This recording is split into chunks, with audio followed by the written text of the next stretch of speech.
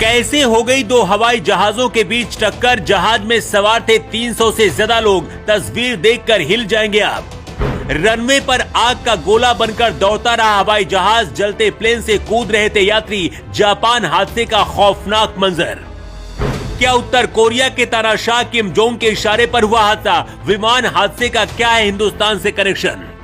Japan में जो विमान हादसा हुआ, क्या उसकी प्लानिंग पहली हो चुकी थी? आखिर के 5 सेकेंड में ऐसा क्या हुआ था जिसके बाद चलते विमान से लोग कूदने लगे? ये सिर्फ एक हादसा है या फिर उत्तर कोरिया के तानाशाह किम जोंग उनकी साजिश? असली वजह जानकर आप हिल जाएंगे। वो एक शख्स जिसकी वजह से 300 से ज्यादा लोगों की जिंदगी बची, लेकिन कई लोग अपने आप को नहीं बचा पाए।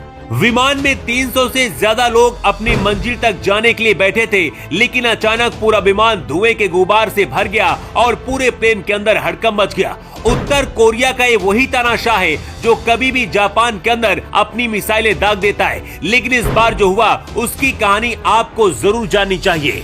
जापान में भूकंप से मची तबाही को अभी 24 घंटे भी नहीं बीते हैं कि जापान में एक और बड़ा हादसा हो गया।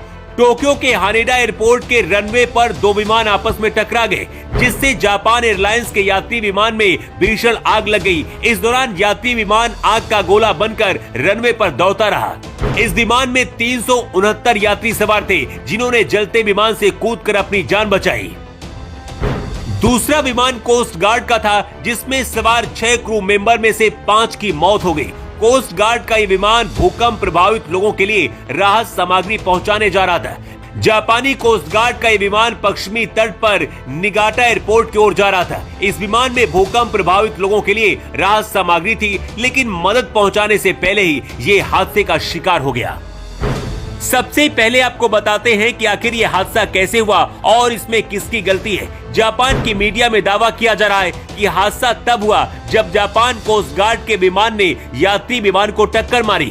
फिलहाल अधिकारी मामले की जांच में जुटे हुए हैं और पता लगाया जा रहा है कि आखिर इतनी बड़ी चूक कैसे हो गई। रिपोर्ट्स के मुताबिक विमान में पायलट की सूझबूझ की वजह से ही यात्रियों को जलते प्लेन से कूदने के लिए कहा गया था, जिसकी वजह से 300 से ज्यादा लोगों की जान बच गई। लेकिन ये खौफनाक तस्वीरें देखकर कोई भी डर जाएगा। विमान जल रहा है और रनवे पर दौड़ रहा है। जापान के प्रधानमंत्री फूमियो किशिदा ने एजेंसियों को इस हादसे को लेकर जांच करने और लोगों तक सभी जानकारी पहुंचाने के आदेश दिए।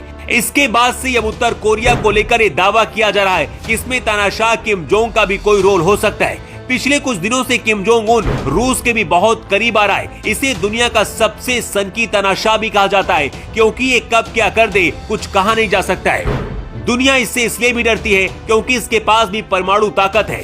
जापान प्लेन हादसे के बाद भारत की खुफिया एजेंसियां भी एक्टिव हो गई हैं। अगर किम जोंग का इसमें कोई रोल निकला तो ये लड़ाई अब दो देशों के बीच हो जाएगी और जापान भी चुप नहीं बैठेगा।